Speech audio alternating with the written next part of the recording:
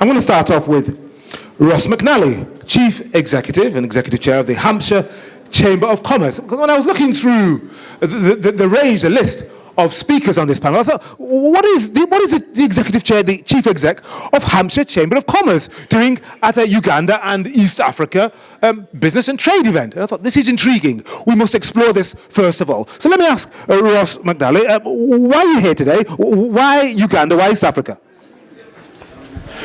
That's a very good question. Yes. Hampshire Chamber of Commerce is part of the ecosystem of international trade. I mean, we work with London Chamber of Commerce, we work with the other chambers of commerce around the country, 55 of them, to ensure that, you know, trade moves. We have some 800 members in our network, businesses, many of whom trade internationally.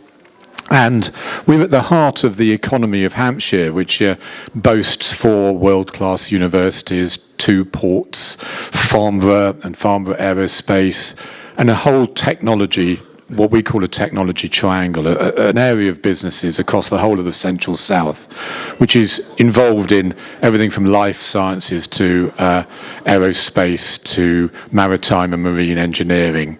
And because of that, and because of their potential in terms of global reach, the Chamber has a new strategy, which is to go beyond just enabling trade, but to actually driving it. Yep.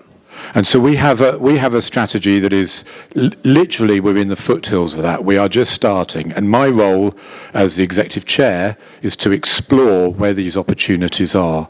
And I place East Africa really at the top of that, because... Why East Africa at the top? As a descendant of West African excellence, I hope, and heritage, and the West Africans will be saying, "What about us?" But you're saying East. Why? Well, because of the, I suppose, the burgeoning and the growing, the developing middle classes, because of the education, because of the language, because of the cultural connections, because of the diaspora, because of all of these reasons, there is a very good way in which trade with British businesses can be engendered.